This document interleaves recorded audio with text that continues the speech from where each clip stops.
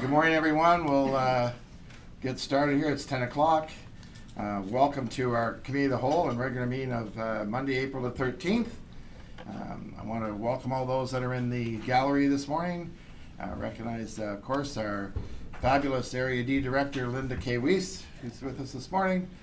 And some red shirts I recognize over there as well. So we have received apologies from Councillor Mark. He is unable to attend the council meeting this morning. So, but I just pass on that his apologies for not unable to be here. What a beautiful day out there. My goodness, have you enjoyed this weekend or what? It's just it's been phenomenal. I talked to my brother in Edmonton. It's not the same there, by the way, so just to let you know, it's a little whiter there.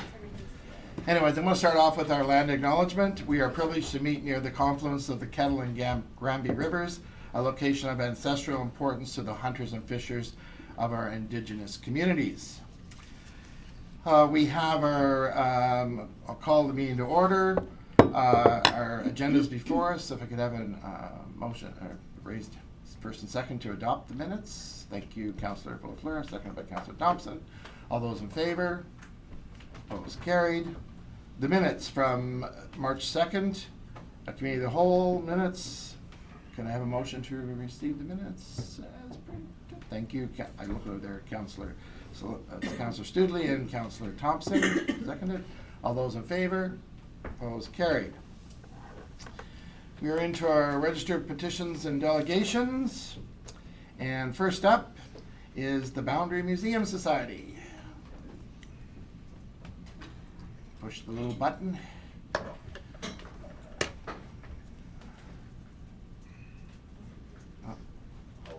Sorry, what color is it? Blue, gray? Oh, it was. There we go. Good morning, everybody.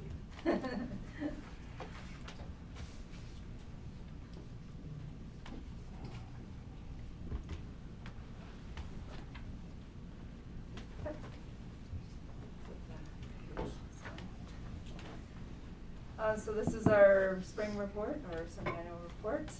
So kind of covering from October until where we're at right now and a little bit of the year. So we have a number of projects, as you can see, that were on the go. Last winter, we wrapped up our cleaning up the containers and getting everything put into artifact storage. And then through the fall and the winter, and then we've had a very busy spring, fire starting the property, putting in our sidewalk, so we now have accessibility between the two buildings, which is going to be nice.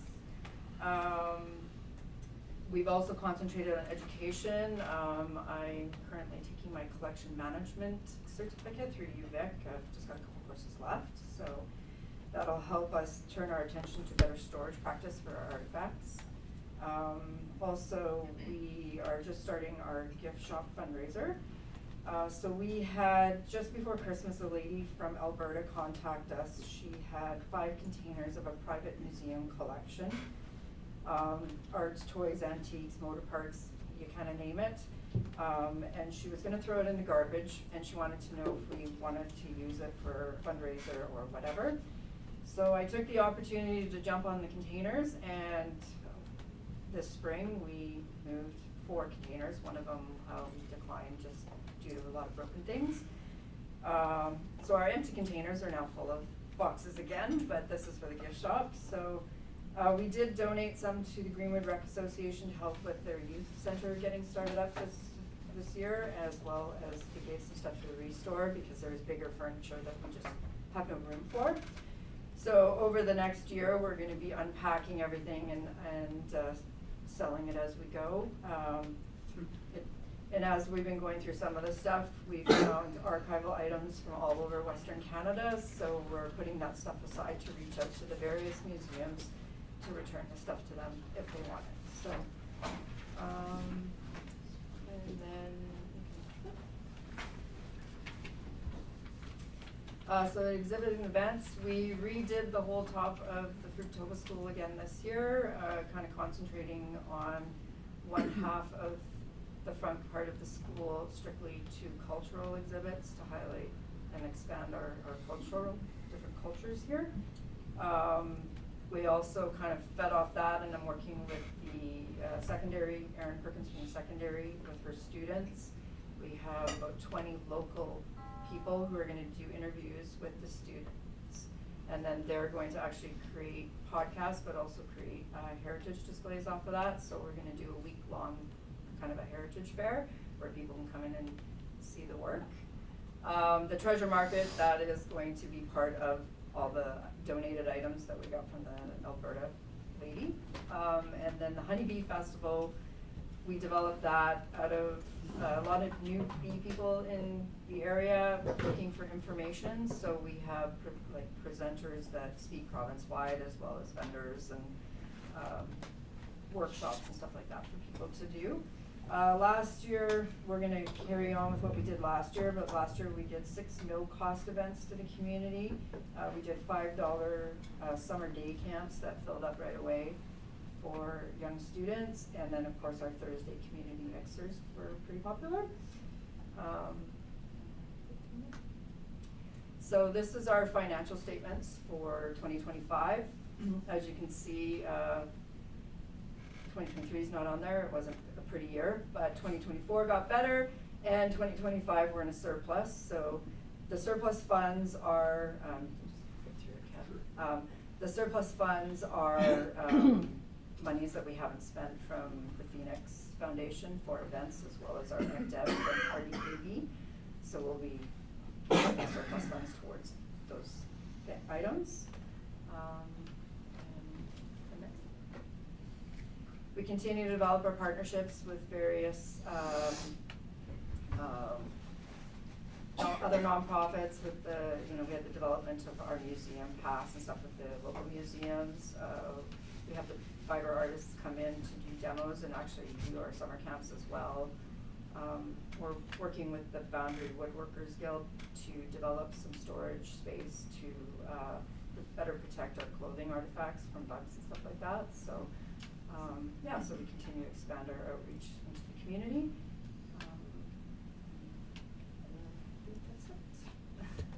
All right. Thank you. Any questions? Councillor Krog. Somebody stole my button. Oh, they moved it on me. Huh? No. Well, it is, Don't hit the ejector. That's right. Yeah, just not a question so much as a comment. I was up there, had a look around, saw the new sidewalk, and just wondering, you went asphalt instead of concrete. Was that a cost thing? Yes. Okay. Yeah, I only got a $2,500 grant from Oh. BC Rehab, so the rest of it we had to fund out of our building account. So. Yeah, because that would get you 3 feet of concrete. Yeah. Yeah, no, it looks really good up there, and the pavilion too looks pretty nice. So, just comments. And the building itself, are those all new windows on that one side? On the That faces the pavilion. No, they've just probably been cleaned and updated with the fire Okay, and smartings, stopped so- taken out, because I went, Yeah. wow, look at those big clear windows. Yeah, no, we cleaned a lot of Okay. stuff out, so. Okay, Yeah. thank you. Councillor Zelinski.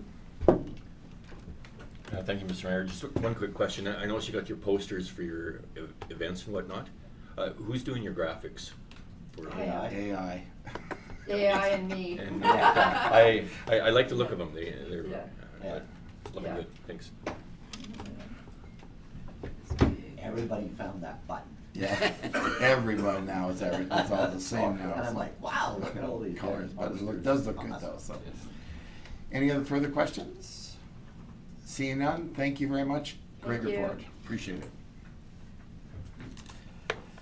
All right, moving along to the Grand Forks Night Market. Amy Niels, come on down. Tell me where this button is. Yeah, do you want to? Blue button. Right. This? Yeah. There we go. Got it. Okay. Good morning. Good morning. So I'll ask you to, Introduce yourself Yep, and the my role name you is play. Amy Niels, coordinator for the proposed Grand Forks Night Market. I know it was put forward at the last meeting and you got my application, so some of the details you already know, but essentially the event that I'm proposing is a Wednesday evening from 5 p.m. till dusk seasonal market right next door at Lois Hagan Park. Sort of in collaboration with Music in the Park, but just, we decided to separate just because they have a board and the city can't rent the park to two of us at once, so new location, but that's the proposal. And I know that some questions have come up, so I'm here to answer those. Can't hear? Okay, sorry. Need to, voice. Maybe Oh, sorry. Yeah, move that closer to you. Yeah. There we go, Okay. sorry. That's Is better. that better? Okay. So may I ask, when were you looking to start? The same night as Music in the Park? Park, so that would be the 27th of May. Okay. And then the season, their end of season date is September 2nd with the potential to perhaps extend a week or two if there's any cancellations. So, yeah. Okay. All right, we'll open up for questions. Councillor Crowd. Okay, hello. Yes. Why weren't you, my only question was, it just seemed weird that they would be competing and far apart. Yep.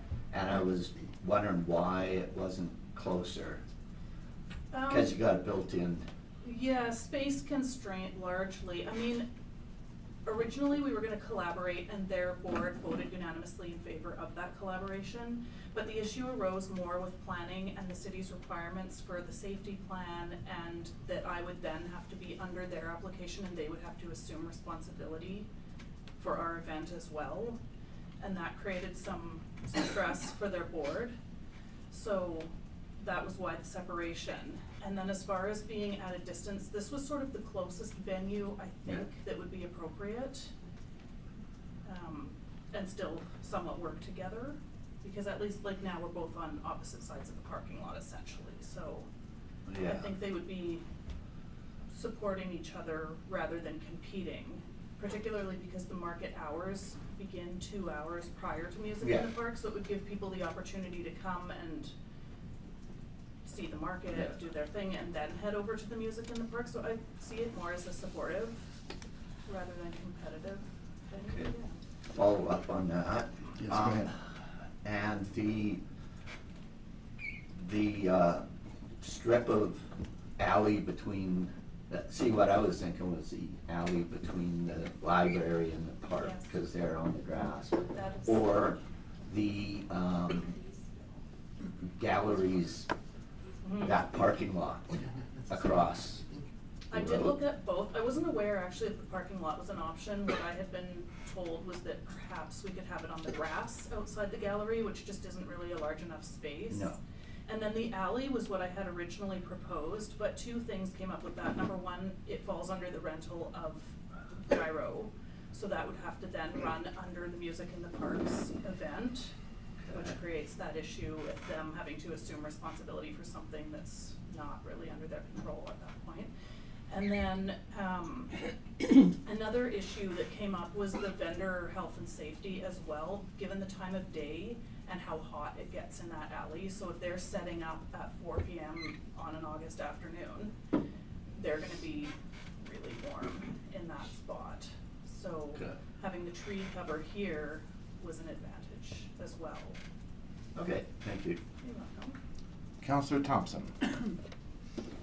Thank you, Mr. Mayor.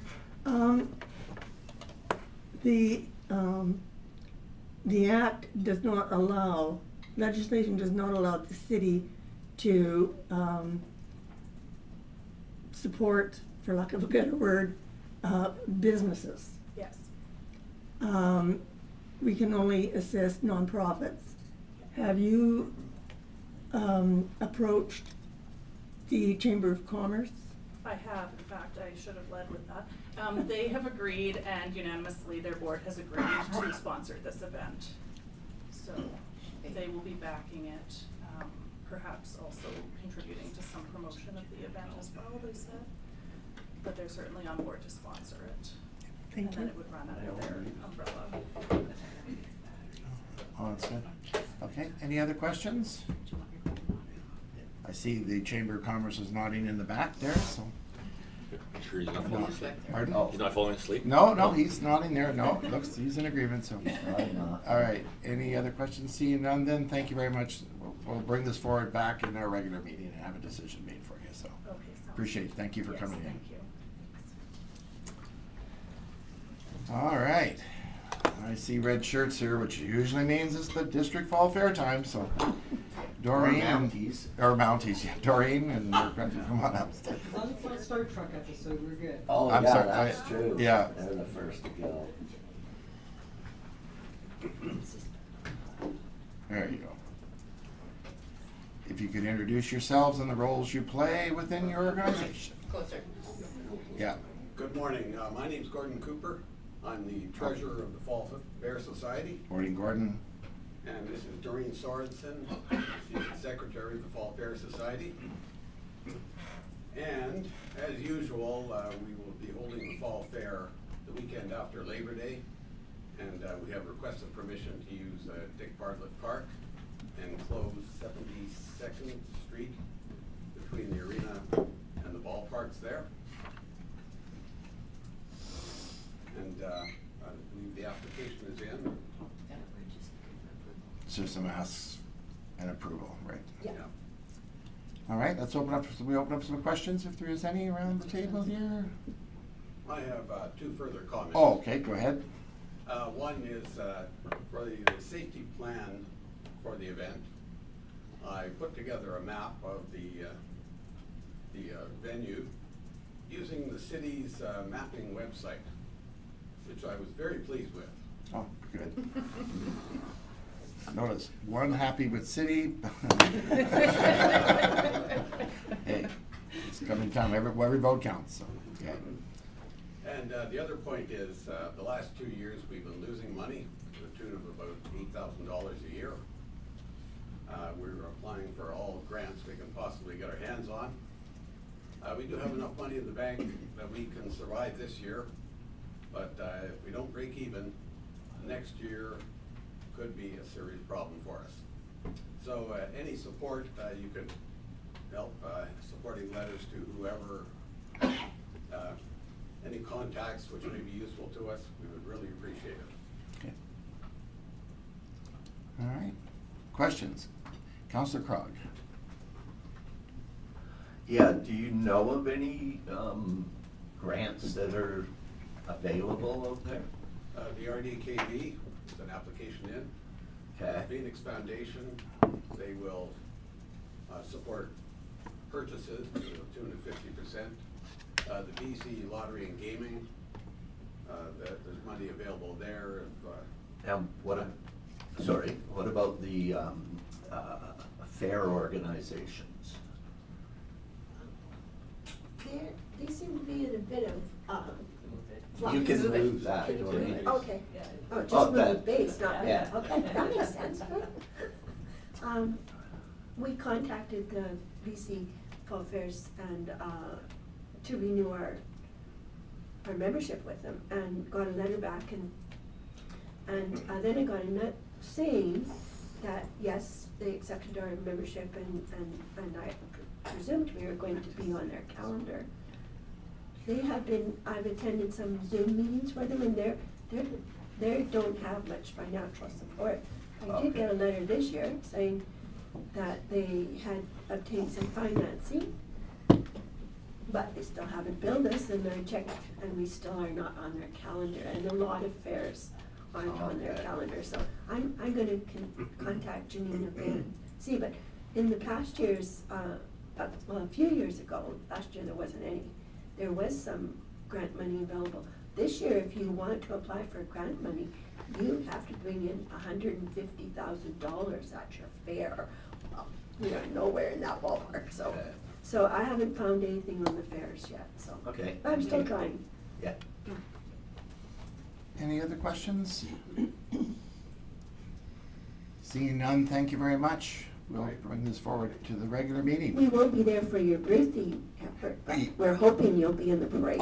You know it. I'll be Okay, there. okay. I might be thanks a lot. hobbling, but I will be there. Okay, Thank you. thanks for having us.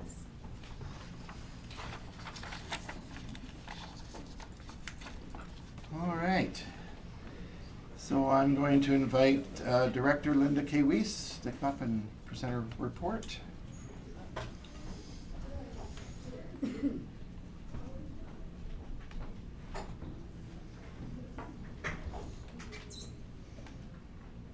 morning, everybody.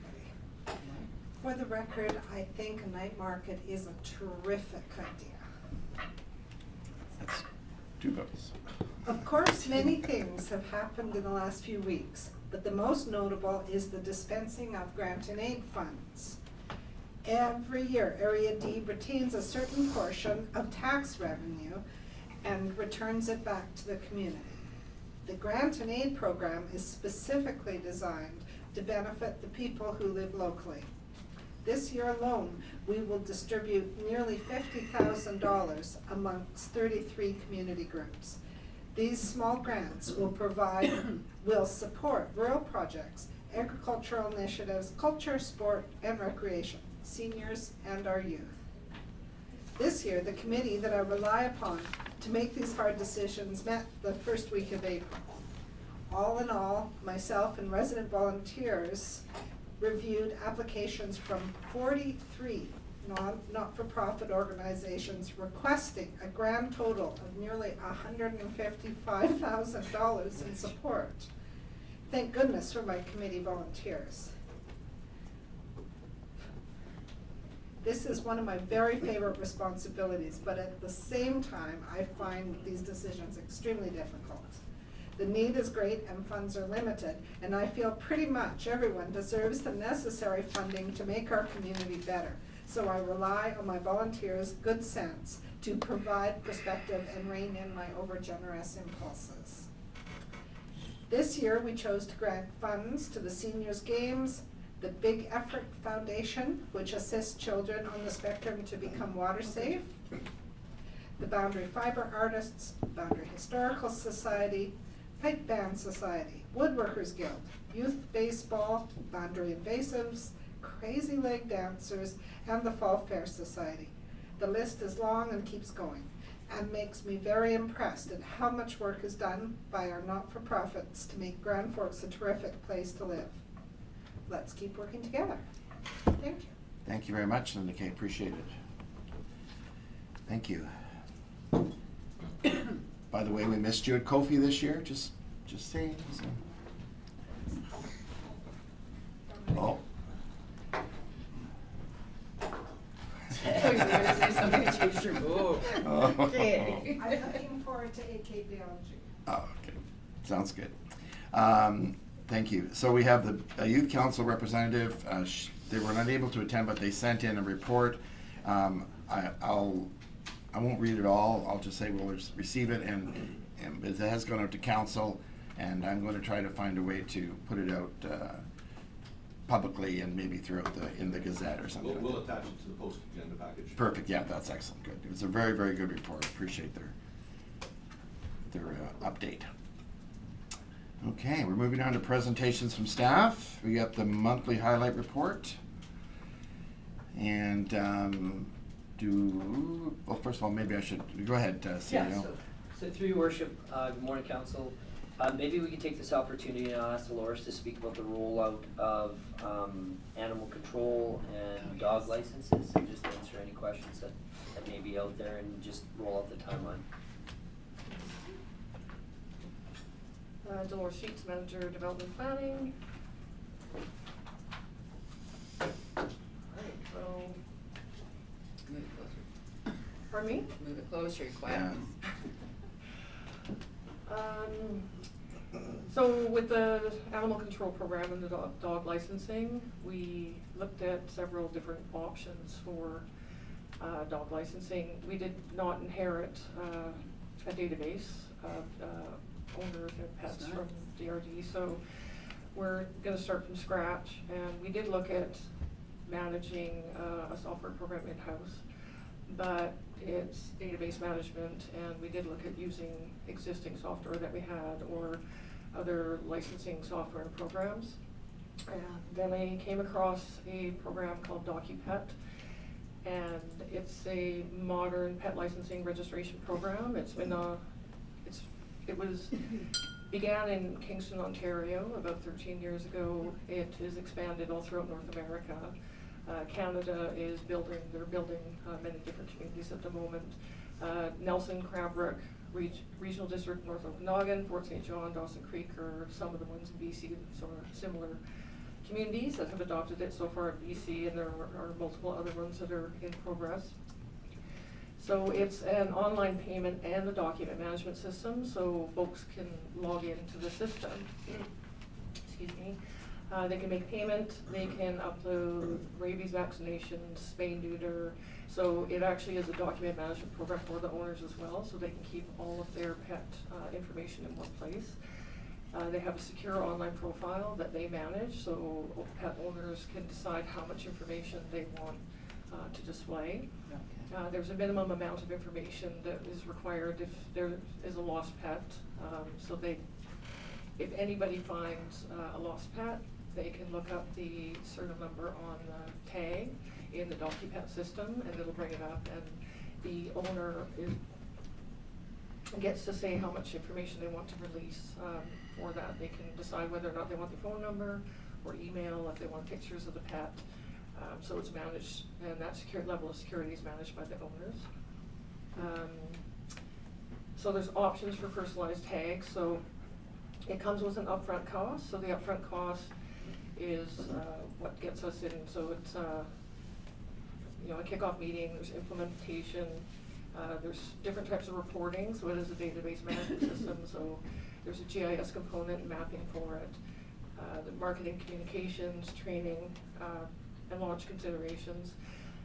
And then there are no further costs. So they make their profit from doing fun, personalized tags, pet ID cards, and different things. That's how they make their profit moving forward. So they have they started up, it's called Home Safe Lost Pet Service. So it's a free 24/7 service to reunite lost pets with their owners. And they do have a connection with shelters and different databases for lost pets in North America. And they do license reminders, reminding people when licenses are coming due. And they have communication throughout the year. They have a 1-800 number for people to phone if they're having any issues with their accounts, or if they've lost pets or anything like that. So we had a kickoff meeting on March 18th, and we've had weekly meetings since on Wednesdays. So March 25th was implementation plan review. April 1st was a reporting and operational considerations review, which involved finance. And then we have marketing communications that came out last week, which was information for us to have a look at and get back to them on. We'll have training, access, launch considerations coming up next week, this week. And then we're planning a soft launch on April 27th. And that's where we're at. Maybe let's jump in. And Dolores, so individuals have the ability to register online and do everything online, or they can come in and do it at our front desk as well. Okay, so that's it works both ways. Yeah, so there's an administrative portal, which would be something that staff would log into, and then there's the public portal for the private owners to log into. That's good. And we've checked, Your Worship, we've checked references, and it seems to be working well in other communities. So we're excited to kick this off and get rolling in the next phase of animal control. Okay. So, Any questions? We'll start with Councillor Thompson. Thank you. Have you determined what the fees for these licenses will be? It's in your bylaw, Councillor. Yeah, so currently, I mean, we adopted the fees directly from the previous bylaw. Okay. It's something if council wants to consider in the future for having, reviewing those fees, you certainly absolutely can. Thank you. Just maybe in a refresher for everyone, We can't change them through now. Your Worship, until the service is dissolved at the RDKB, the recommendation from legal and our solicitor was to mirror everything that they have out there. And then at some point, when it's dissolved, then council can look at the bylaw and see if these are the animals you wanna regulate, or what that looks like, you can look at the fees. But for now, it's cleaner until it's dissolved that it mirrors. And which council has adopted that bylaw and everything's in Yeah. place. Okay, any further questions for Doris on animal control? So when will the licenses?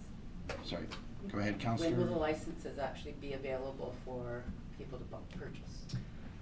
So April 27th will be the soft launch, so that's when people can start ordering the tags. So the tags come directly from DocuPad. Okay. So there is a little bit of a lag time for that, but Okay.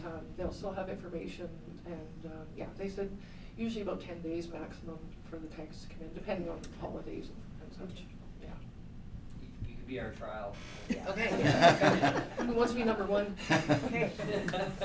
I have 2 dogs. Okay, any further questions for Dolores? Seeing none, thank you, Dolores, that's good. All right, Any other questions? all right, let's open up to council. Do you have any questions for staff based on the reports today? No, it's for Ben. Do I see any? Oh, Councillor, sorry, Councillor Zelinski, go ahead. Thank you, Mr. Mayor. Couple things sort of caught my eye, I guess. Was wondering about aviation gas sold at the airport. 2024, we sold about 30,000 liters, doubled last year. What did we do, or what happened last year that so much got sold? Wildfire. So through your worship, our gas really reflects what's happening with BC wildfire and the helicopters, and it really reflects that. I mean, we see some ebb and flow with some of that private use, but the majority of that's gonna be the wildfire, correct? Trends within the flying community, Yeah. basically. So, correct me if I'm wrong, Councillor Krog, are you on the airport committee? Or have been in the past? In the past. Okay. We do not have the policy in place where the city is the only seller of gas at the airport, do we? We talked about this, didn't we? Good morning, council. Good morning. Through the mayor. So there are other, I guess, vendors of avgas at the airport. Dustin with Down Helicopters has a small portable tanker that can be used in the event of our fuel system goes down or for whatever other reason. So, but I don't know if there's actually a policy that says we are the sole provider of Didn't we talk about this? avgas at the airport. Yeah, so through your worship, we, probably 6 years ago, 5 years ago, we did that airport assessment, and this, I believe, came up in that report. We don't have that ability to shuttle fuel out to aircraft to helicopters. They can fly over and land next to it, but we have limited ability, and so that has continued. We have talked about strategies in which we sell fuel to the individual for resale. At this point, they're buying their own fuel and providing a service that we don't provide at the airport. Is that accurate? That's correct.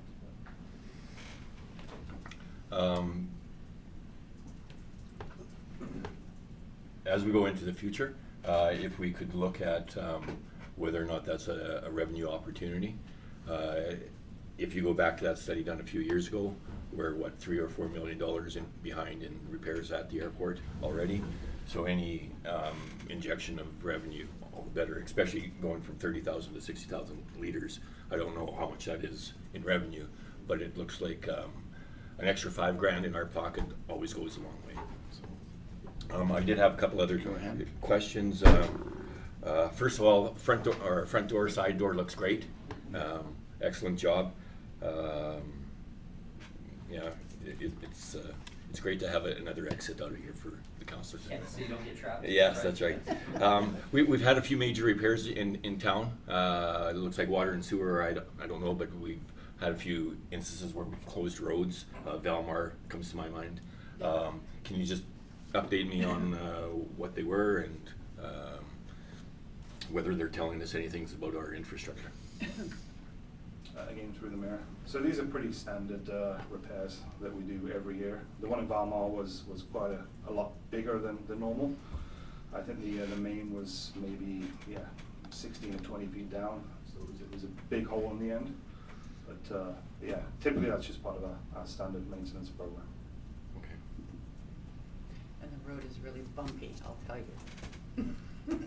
Forget the slang. Is that, okay.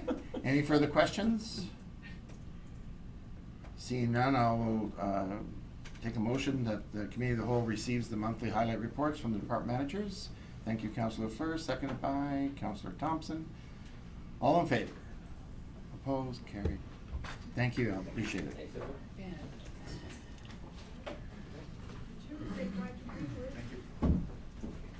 All right, capital projects update.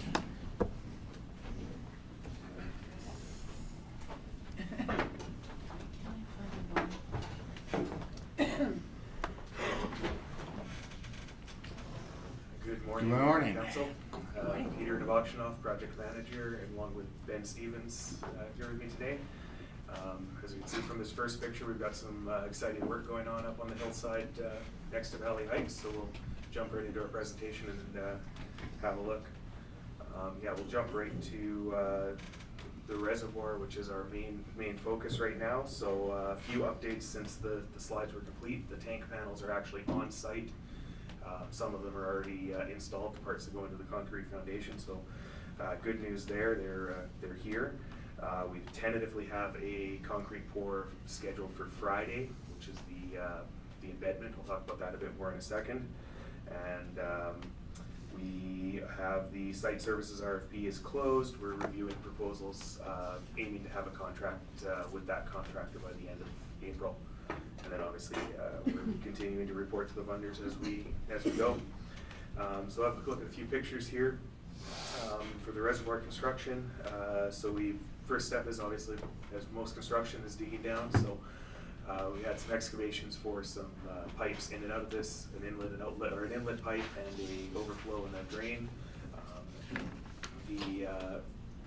Through the excavation, we did come right down to the bedrock, which is good news. We have known and predictable material between that bedrock and our tank, so it's sitting on a very solid foundation. That's good. So yeah, that's the excavation as it was started. You can start to see the size and shape of that tank. The next slide will show the concrete, they call it a grade beam. So just kind of walk through a bit of the process of this tank construction. So they've poured this concrete ring around the outside. We can see the pumper truck was there doing that day. So that goes in, that cures. Then the work they're doing right now is there are saddles that bolt into that beam that hold the, it's actually a bottom half ring, so about a half-meter tall, almost a meter tall steel ring from Permastore in the UK. They're bolting that together right now. That gets supported by that grade beam and leveled straight and turned into a perfect circle. And then they pour the floor of the tank that actually embeds that entire bottom ring. So the floor and the tank become one solid piece, and then they'll build the tank up from there.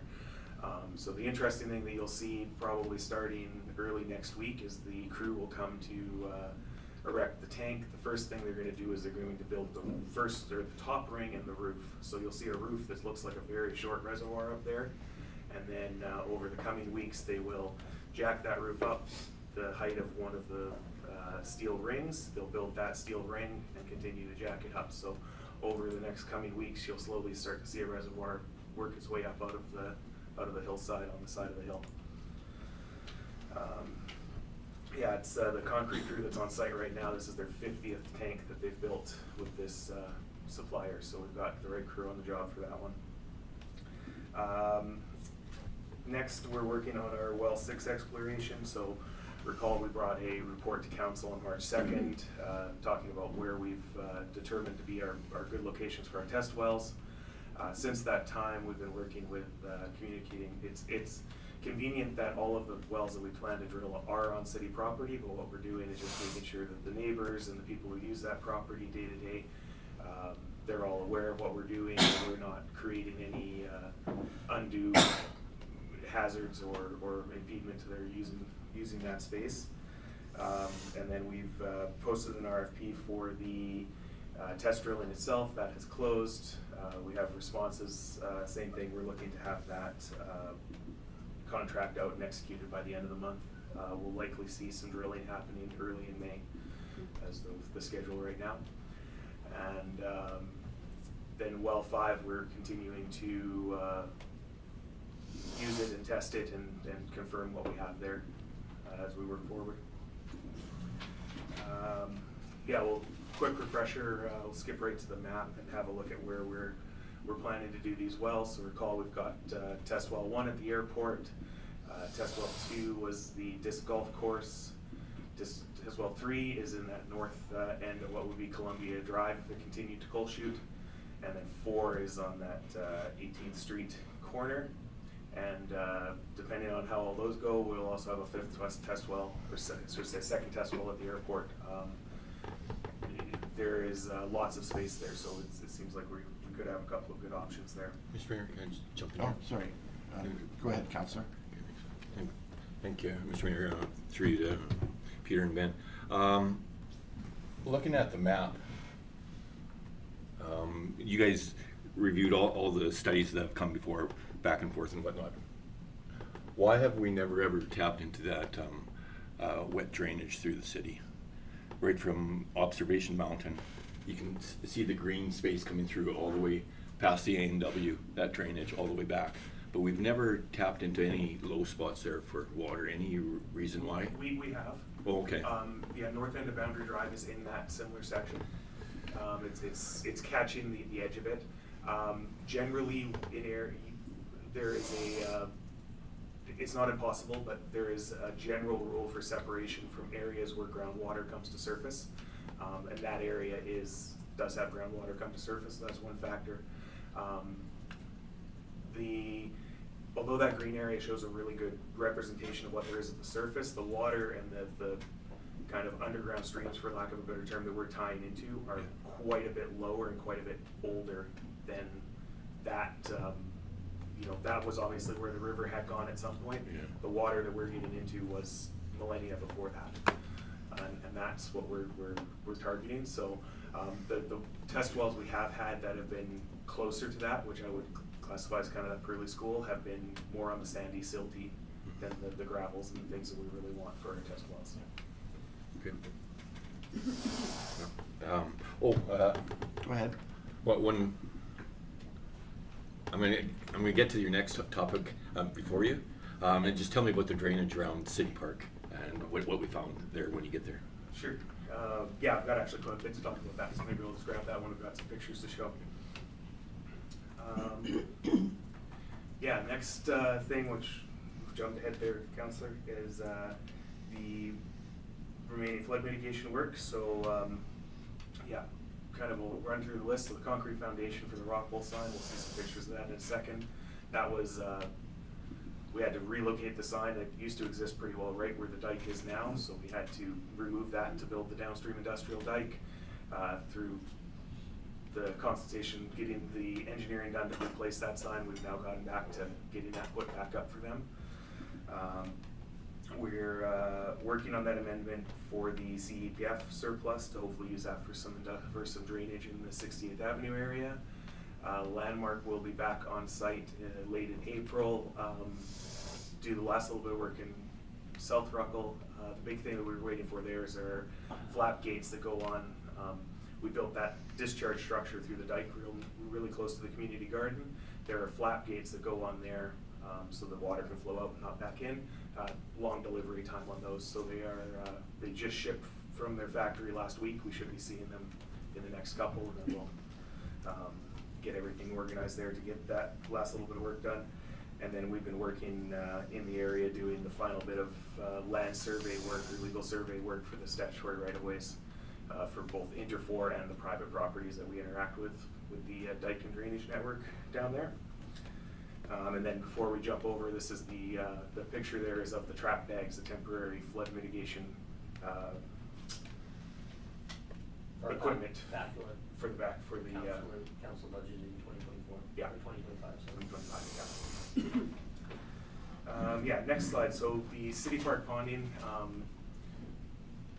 Recall we had some leftover material. There was a decision to kind of use that in the area and bring that area of the park up a little bit. It was good material, it's very structural, not the greatest draining. So what we've done is a long drain that goes all the way from almost right at the spray park, all along the base of the dike and ties into our stormwater system. So even in an event where we have groundwater either right up under the ground or even above the ground. It's still tied into our greater storm system and into our pumping system, so it can be pumped out through the dike. Yes, it's kind of to do with the trap bags. Sorry. Thank you. Do we know where the water was coming from? Is with your other measurements, especially through the stormwater system and whatnot, we don't have a leak someplace else that was causing it. It was we know the source of the problem. Yeah, good question through the mayor. And just to point out, this is our public works crew that did this with the nice new Mini that council purchased. So they did some exceptional work in short order getting this done. It was the right machine for the job and a great crew. Yeah, the nuisance ponding by the playground, and I recall your boots were getting muddy with your grandkids in there. You mentioned that last year. It wasn't our network or our water system or our stormwater system. It was irrigation water that was greening up the park that had nowhere to go, and it was just collecting, or it was rainwater. Recall, for example, we had that really big rainstorm in August. It didn't take a rainstorm that big. Any significant rainfall ended up causing these nuisance puddles, and so that was why that was so muddy there. Thanks.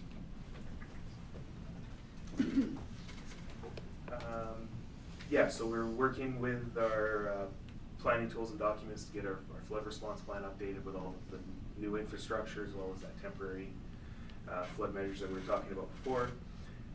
Working with our funders to wrap up all of the various agreements and the requirements that we have to wrap up those portions, and then working with the regulators, same thing, lots of little tiny details of reports here and record drawings and things like that, so we're wrapping up all of that.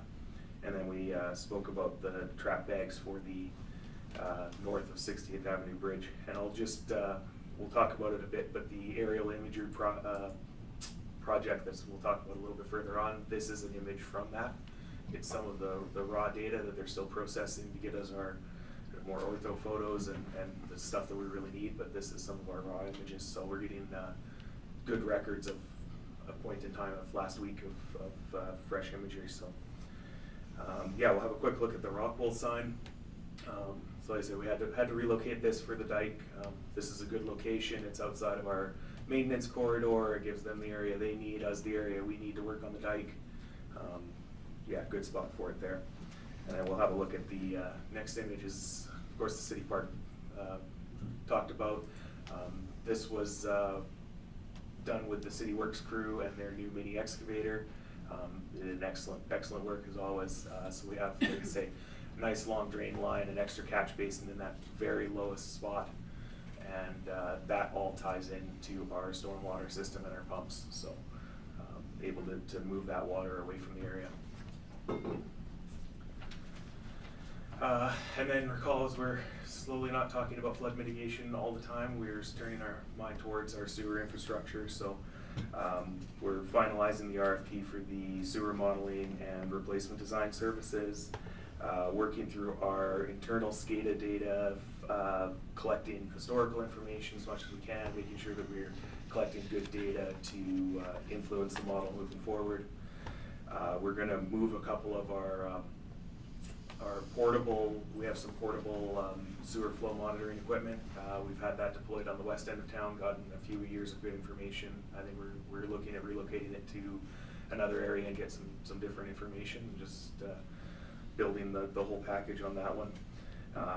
Working with our ISIP funders at rescoping the ISIP grant to include some sanitary sewer, and then we'll be preparing a report about that grant coming soon.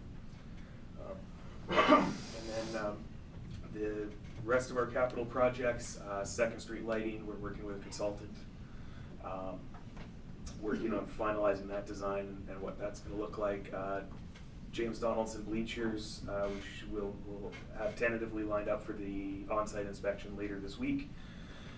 Aerial imagery, I said, yeah, we've got the raw imagery. They're working on some processing that they do to get that in our final form for our internal use and our mapping. North Rockville Connector Trail, working with Interfor and finalizing all of that work for that. So trails, I'm sorry. is Go asking ahead, about Jess. this project. We had originally thought we might have the. Oh, sorry. Trails has been asking about this project. We originally thought we might have the agreement by the end of March. Do we know what the holdup might be? Yeah, thanks for raising that. It was our hope that we would have that wrapped up by now. If you recall, there's 5 or 6, probably 7 or 8 agreements that we're working on with Interfor. The vast majority that relate to the dike and drainage network, either in South Ruckle, North Ruckle, things like that. And then there was also this trails one. And so their lawyers have been great back and forth on lots of things, including insurance requirements and that. Eventually what they decided with this trails agreement was that it should be teased apart from what we have existing, which is a power line right-of-way. And so that's adding a little bit of time. It's just now that agreement is being revised so that it's a separate agreement. It is moving forward. We're working on a sketch, so that was a bit of a delay there. Okay. But by and large, their management team and their lawyers have been fantastic. It's just one of these things that they realized at a certain point, and it's probably better for us anyway to have two separate agreements, Yeah. trail and power lines, as opposed to them. So that's kind of the hold up there. But we are very close, yeah. And Ben, I'm gonna jump in through your worship also. I think something that's really important for the Trail Society in the future construction, there are some thresholds that need to be met before that trail, even if there is an agreement in place, Yeah. can be accessed, including security fencing and some other aspects to it. So even if there were an agreement in place today, people can't use it, or Oh, no. people. No. Yeah, so just so everybody's clear on that. Thank you. Thank you. And then, yeah, we've got some, there was a 2025 budget item for some public works HVAC upgrades. Those are to start later this month. We're working through some proposals received for the City Hall Heritage Assessment. And we have the paving program for kind of the entire year, including the flood mitigation wrap up from South Ruckle. That's all posted and closing in the next 2 weeks. And that's all we had for you today. Okay. Thank you. Open up some questions if there's any. Councilor Zelinski? Yeah, I don't know if you guys are involved here. BMX park expansion, where are we sitting there?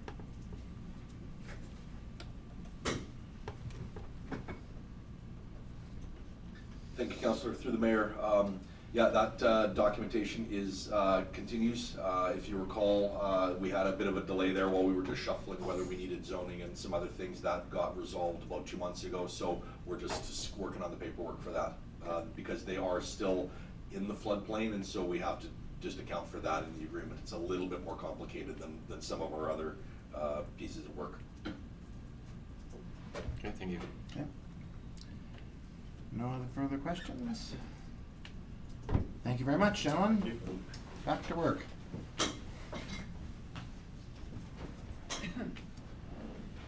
All right, moving along on our agenda here.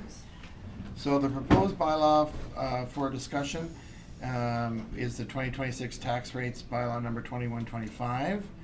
The recommendation is we need to have a special meeting, recommendation is. So we need to pick a date for that, and it has to be this week, is that correct? No, so Okay. through your worship, typically we have a date pre-scheduled and there is one in your schedule, but because we're working around a couple of different work schedules, we want to leave it open to council.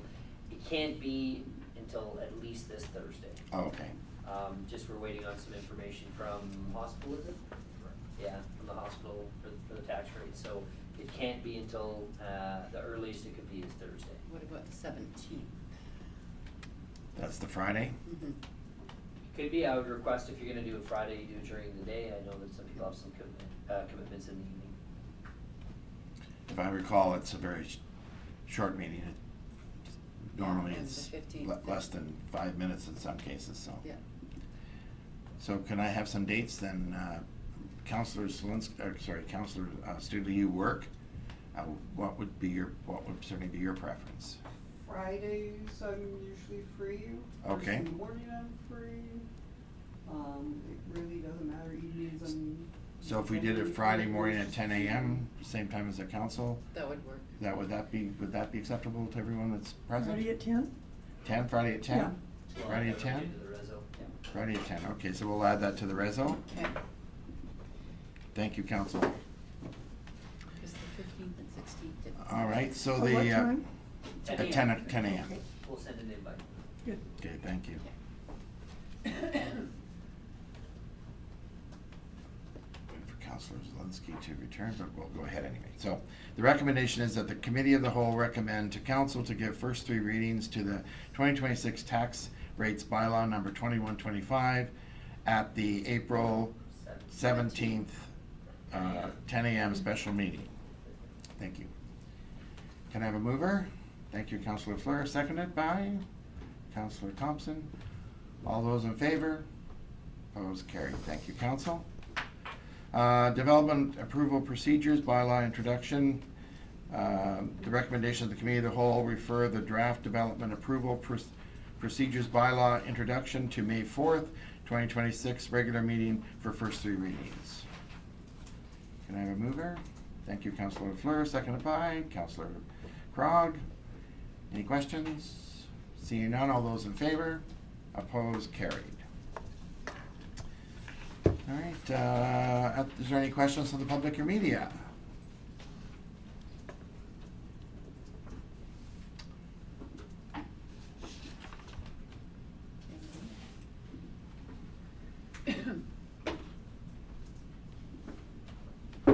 We have nothing by email. Okay.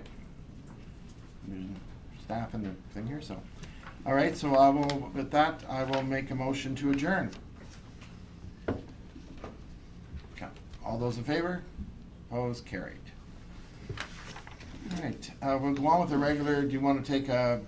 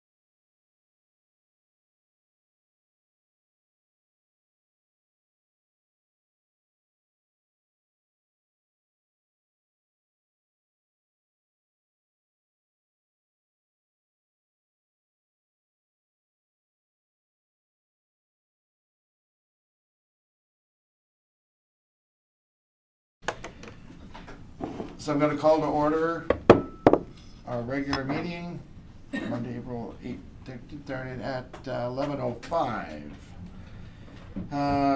The agenda's before us. Can I have a motion to present as agenda as presented? Thank you, Councillor LaFleur, seconded by Councillor Thompson. All in favor? Opposed, carried. Minutes from March 23, 2026, regular meeting. Council adopts the minutes. Can I have a mover? Thank you, Councillor LaFleur, seconded by Councillor Thompson. All those in favor? Opposed, carried. Moving along to our reports. And let's start with Councillor Zelinski. Let's go over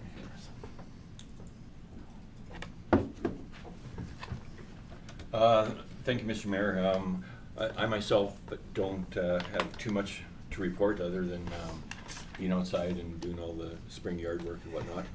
But as you had mentioned at the beginning of our committee of the whole, our youth students couldn't be here, but they submitted a written report. And I'd like to take this opportunity to just read a bit of their report, which is something that I think is very needed and very good thing to have. So through the high school there, they've doing some hospital volunteering. So I'll read this. Boundary Hospital has recently put more work into developing a volunteering program that allows for youth and to contribute to the community while also gaining further insight into the daily experiences of healthcare workers.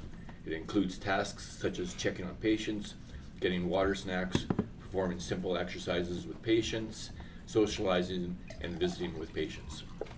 The report goes on to mention some other things, but I, until recently, didn't have much of a history of being in the hospital. I did have an opportunity to do a little bit of a staycation at one this past summer, and just want to appreciate our local youth working with our local hospital and the patients to make them feel better about their situation, and also I think it opens the young people's eyes to what may be down the road if things don't change, I guess. So thank you for giving me that opportunity. Thank you, Councillor. Absolutely, 100% support the thank you to the students for that. Councillor Thompson. The only thing that I have to report is that I did attend the Community Action Team meeting, and at their request, I developed a form letter to send to the Premier, the Minister of Finance, and our MLAs with respect to their decision to not include any housing funding in their current year's budget. And it would be sent personally by each member of the Community Action Team. And I will probably do that, not as a councillor, but as a private citizen. That's all I have to report. Thank you, Councillor. Councillor Lafleur. On March 26th, I attended a meeting at the Grand Forks Public Library. It was the last meeting for several of our board members, and they have sat on the board for their allotted time. I'm sure we will see some of them back in a year or so. Then April 1st, I attended the library AGM where 5 new members were welcomed to the board. So it may be interesting dynamics this year with a mostly new board. Attended the Rec Commission on April 9th. Saturday afternoon, my husband and I went to Gallery 2 to celebrate Gallery founder Richard Reed's birthday with coffee and cake. The art gallery has come a long way since its humble beginnings in the library basement. Saturday night, the Kicking Horse Show Band played at the Grand Forks Senior Center as a fundraiser for a patio and courtyard renovations at Hardyview Lodge. I was unable to attend, but did donate a ticket. Thank you. Thank you, Councillor. Councillor Studley. Nothing much to report. The museum actually covered a decent amount of it when they made their presentation, so. So, okay, thank you, Councillor. Councillor Krog. Nothing to report at this time. All right, thank you.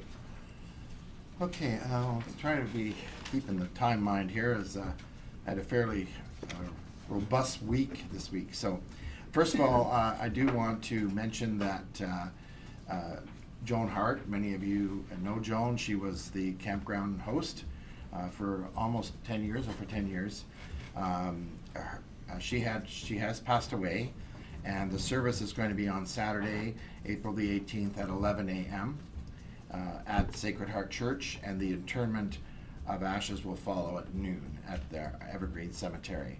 I know Joan's passing has quite affected our public works, and they knew Joan well, so we send condolences off to her family and invite council that may be available to attend.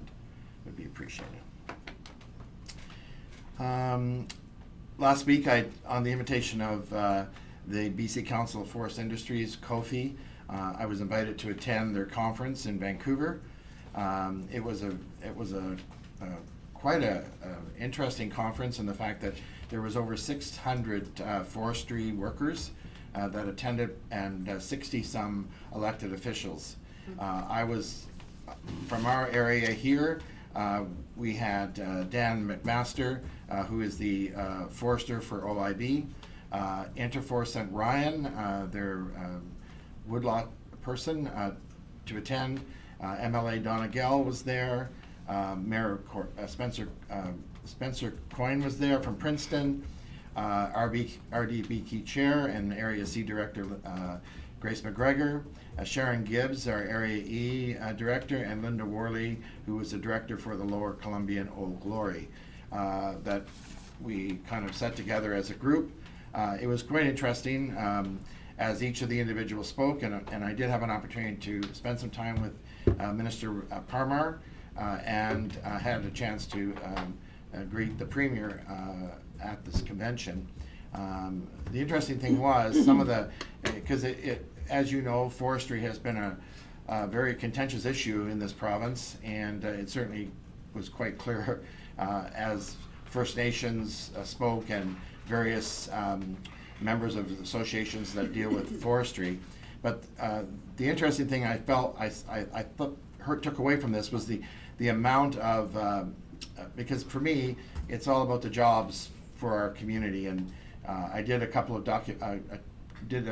interviews for some documentaries that are going to be out in the summer, but I was coined a phrase, and I coined it, and it's been used, and I said any day, every day, I will fight to protect the forestry jobs in our community, given the importance of forestry to our local economy.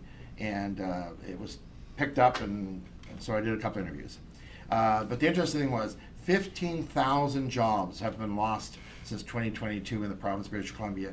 21 mills closed, and the available cut permits and government policies have not supported forestry. And speaking to members of the industry, they believe that the allowable cut is there. They're just not able to meet. The government is not allowing them to take that cut, and then the permitting and policy changes so radically that it's extraordinarily difficult for them to set any plan in place going forward.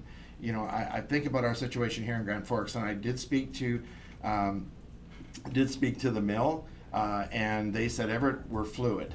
And I know what that means. That means today is good, tomorrow may be okay, but we don't know. And if anybody knows how water runs in our community, where water goes where it wants to. So we have a single shift. It's operating right now. It's consistent. There is some hope of a second shift going on, and that will come when the time is right. But I want to say how much I appreciated the Minister Parmar, Interfor, the CAO, for working alongside us to keep jobs in Grand Forks. You know, when you look at some of those numbers, 21 mills closed, 15,000. We could be one of those, but we're not. And I appreciate the work that they've done to keep our mill operational, and in spite of what's happening throughout the province. So it was a very good convention. Met a lot of interesting people, heard lots of different things, and was just happy to be there to represent our Interfor employees at the conference. And it was a good week, busy week, but a good week. List here. Easter Bunny. We'll go from forest to Easter Bunny. I attended the Easter Bunny Easter kids thing at the park, and I was Councillor Mark was there as well, and we made a comment. You know, we often are seen as a seniors community, and a lot of it reflects around seniors, and the majority of that's true. But boy, if I could have had a drone that flew over that group and looked at all those young couples with young children that weren't just here for the Easter parade, but actually live and work in our community, it was pretty phenomenal. It really helped. Like I said, I wish I had a drone, because it was just absolutely incredible, the number of young families I had a chance to meet with, and just to see the ambition and the fun. And it was quite a nice show, to say the least. And I thank the volunteers for all that they do to make those things available to our community. This week happens to be National Volunteer Appreciation Week, and so I did do a statement, and I'll read it here, and this has gone out to the paper and things. But this National Volunteer Week, let's shine the spotlight on the incredible volunteers who make Grand Forks an amazing place to live. Your selflessness